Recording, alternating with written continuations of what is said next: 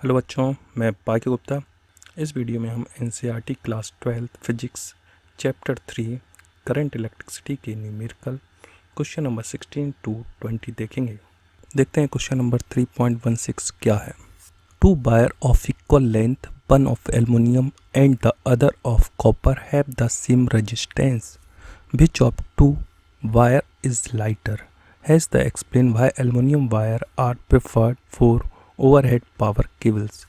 रो aluminium given है 2.63 multiply 10 to power -8 ohm meter. Rho copper given है, copper की resistivity 1.72 multiply 10 to power -8 ohm meter. Relative density given है aluminium की 2.7 and copper की given है 8.9। देखिए दो वायर गिवन है, एक वायर ये है कॉपर का, दूसरा वायर ये है एल्युमिनियम का।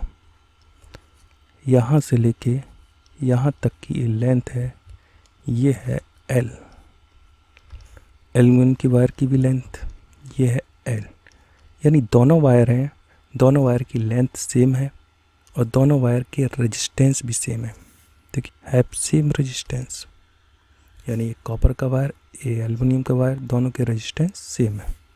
तो लिख सकते हैं R copper is equal to R aluminium.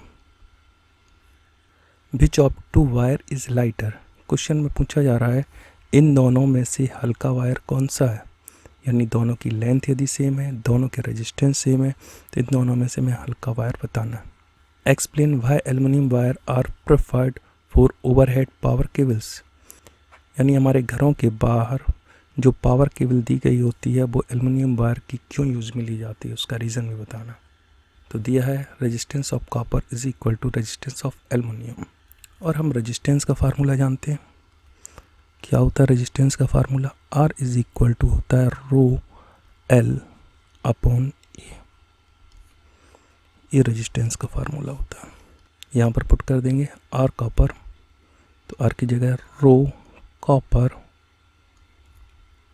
L upon A copper is equal to rho aluminium L upon A aluminium. तो एल से अप एंड डाउन मल्टीप्लाई कर देंगे, तो L upon L, L upon L, तो यहाँ पर हो गया एल एल एल स्क्वायर, तो इस एल स्क्वायर से एल स्क्वायर कैंसिल हो जाएगा।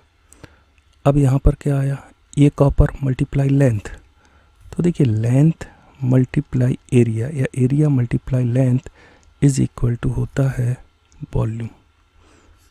तो एरिया मल्टीप्लाई लेंथ क्या होता है? वॉल्यूम होता है। तो एरिया मल्टीप्लाई लेंथ वॉल्यूम होता है, तो लिखेंगे rho copper upon area multiply length, area multiply length को वॉल्यूम कॉपर, यहाँ पर rho aluminium, area multiply length volume aluminium.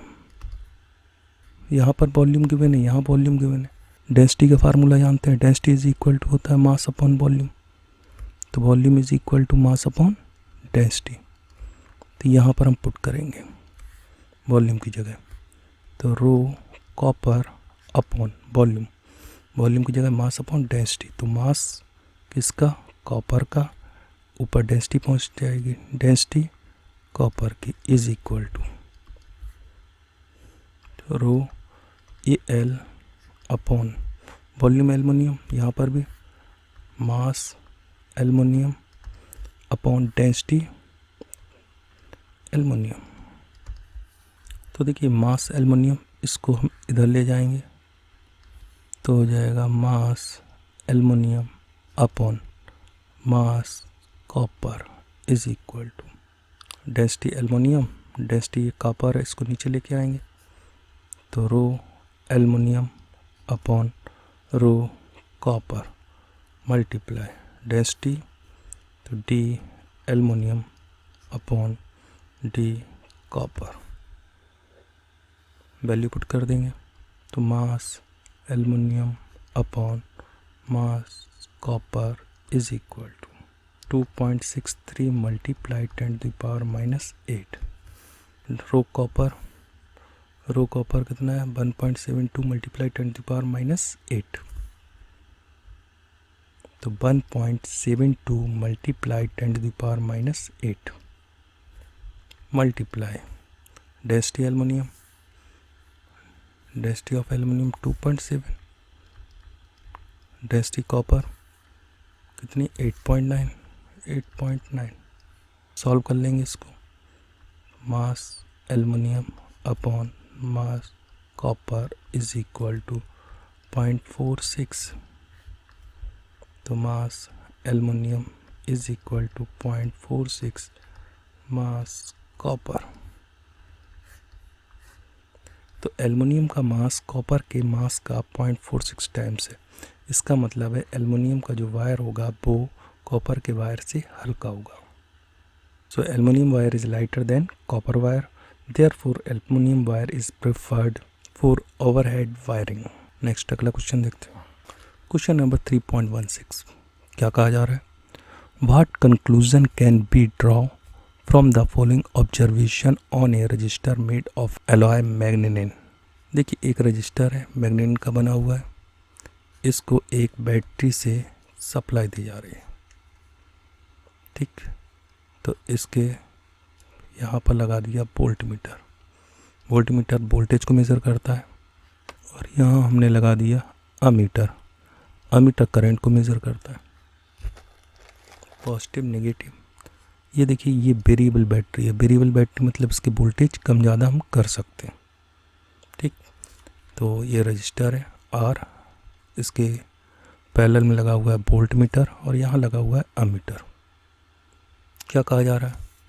यहाँ पर जो वेरिएबल बैटरी है इससे हम कम ज़्यादा कर इस सर्किट में फ्लो होने वाली करंट को चेंज कर सकते हैं। जब हम 3.94 वोल्टेज सप्लाई दे रहे हैं तो इसमें फ्लो होने वाली रेजिस्टेंस में फ्लो होने वाली करंट है 0.2 ampere.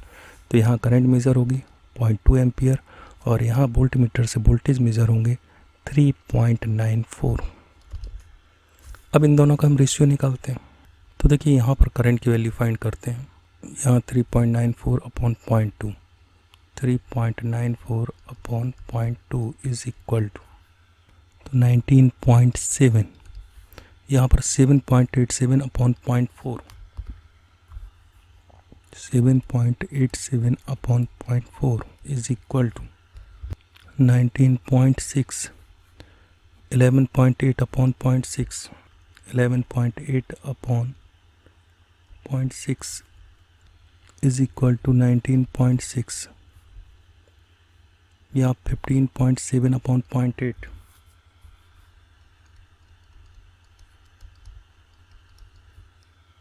19.6, 19.7 upon 1.0, 19.7 upon 1.0 is equal to 19.7। तो यहाँ पर देखिए यानी दोनों का रेशियो वोल्टेज और करंट का रेजिस्टेंस लगभग सेम आ रहा, मोस्टली 19.7, 19.6, 19.6, 19.7। तो यहाँ पर भी लगभग यही आएगा। तो इससे कंक्लूज़न क्या निकल रहा? देखिए ratio B and I each reading giving in the table we observe that value of R is almost constant. R की वैल्यू कॉन्स्टेंट आ रही है। This leads the following to conclusion. पहला कंक्लूजन क्या है? Ohm's law is valid to a high degree of accuracy. तो voltage को हम बहुत ज़्यादा चेंज कर रहे हैं, करंट भी चेंज हो रही है, लेकिन दोनों का रेशियो लॉन्ग समय तक कांस्टेंट है। यानी ये अगर ये बी लें, ये आई लें, तो ये ग्राफ जो आ रहा है वो स्ट्रेट लाइन आ रहा है, किसको रिप्रेजेंट कर रहा है? ओम्स लॉ को रिप्रेजेंट कर रहा है। बी क्या है? The resistivity of manganin is almost independent of the temperature. यानी इसमें बैटरी से हम वोल्टेज बढ़ा रहे हैं, वोल्टेज बढ़ाएंगे तो इसमें फ्लो होने वाली करंट आई इंक्रीज़ होगी, करंट आई इंक्रीज़ होगी तो इसका टेम्परेचर बढ़ेगा। तो टेम्परेचर का भी इस रेजिस्टेंस पर इफ़ेक्ट नहीं पड़ रहा है। मैग्नीनम की जो रेजिस्टिविटी है वो टेम्परेचर से इंडिपेंडेंट होती है। अगला क्वेश्चन है question number 3.18। Answer the following question. A steady current flow in a metallic conductor of non uniform cross section which of this quantities is constant along the conductor. Current दिया, current density दी है, electric field दी है, drift velocity दी है। तो question में क्या कहा जा रहा है? A steady current flow in a metallic conductor of non uniform cross section area. यानी एक वायर दिया हुआ है, वायर इस तरह का है, इसका एरिया कांस्टेंट नहीं है, कहीं पर पतला है कहीं पर मोटा है। इस वायर को बैटरी से कनेक्ट किया जा रहा है, जिससे इसमें करंट फ्लो हो रही है आई। पूछा जा रहा है क्वेश्चन में, which of this quantities is constant along the conductor, current, current density, electric field and drift velocity. इनमें कौन सी क्वांटिटी कांस्टेंट होती है? करंट है, करंट क्रॉस सेक्शन एरिया पर डिपेंड नहीं करेगी, तो करंट कांस्टेंट रहेगी करंट। बाकी करंट डेंसिटी जे होता है, J is equal to I upon A, तो ये भी एरिया पर डिपेंड करेगा। जहाँ एरिया ज़्यादा होगा वहाँ पर करंट डेंसिटी कम होगी, जहाँ एरिया कम होगा वहाँ करंट डेंसिटी ज़्यादा होगी। इलेक्ट्रिक फील्ड भी एरिया पर डिपेंड करती है, ड्रिफ्ट वेलोसिटी भी एरिया पर डिपेंड करती है। तो केवल एक क्वांटिटी रहेगी करंट जो फिक्स रहेगी। तो ये एक आंसर है, ओनली करंट जो है फिक्स रहेगी, यह एरिया पर डिपेंड नहीं करेगी, because the remaining physical quantity depends on the area of cross section. B में क्या कहा जा रहा है, is Ohm's law universally applicable for all conducting elements. क्या ओम्स लॉ सभी कंडक्टिंग एलिमेंट्स के लिए एप्लीकेबल है? ध्यान रखिएगा, ओम्स लॉ सेमीकंडक्टर, डायोड इनके लिए एप्लीकेबल नहीं होता है। तो ohms law is not universally applicable. For example, it fails in device like vacuum diode, semiconductor diode, triode. तो सेमीकंडक्टर डिवाइस होती हैं उसके लिए ओम्स लॉ एप्लीकेबल नहीं है, इसको इम्पोर्टेंट है, याद रखिएगा। अब देखते हैं C, a low voltage supply from which one needs high current must have very low internal resistance why. देखिए एक सप्लाई सोर्स है एस, ये इसका इंटरनल रेजिस्टेंस है स्मॉल आर, इससे एक्सटर्नल रेजिस्टेंस कैपिटल आर को कनेक्ट किया जा रहा है, ये है कैपिटल आर।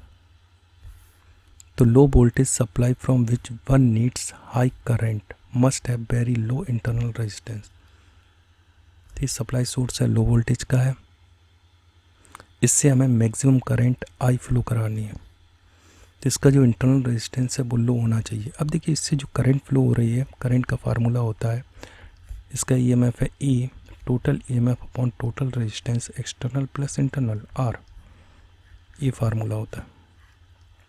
करंट मैक्सिमम कब हो सकती है, आई मैक्स कब होगी? देखिए ईएमएफ फिक्स है, एक्सटर्नल रेजिस्टेंस जिस डिवाइस को करंट दी जा रही है वो भी फिक्स है। तो आर जो इंटरनल रेजिस्टेंस है, यदि इसकी वैल्यू लो होगी, कम होगी, तो capital R plus small R इसकी वैल्यू भी लो आएगी, इसकी वैल्यू भी लो आएगी capital R plus small R की, तो करंट क्या हो जाएगी, मैक्सिमम। ठीक है ना। तो स्मॉल आर इंटरनल रेजिस्टेंस कैसा होना चाहिए, मिनिमम होना चाहिए। I max is equal to E upon R. तो आर की वैल्यू क्या होनी चाहिए, मिनिमम होनी चाहिए। वीडियो पसंद आया हो चैनल को लाइक कीजिए, सब्सक्राइब कीजिए, अपने फ्रेंड्स को शेयर कीजिए। मिलते हैं नेक्स्ट वीडियो में।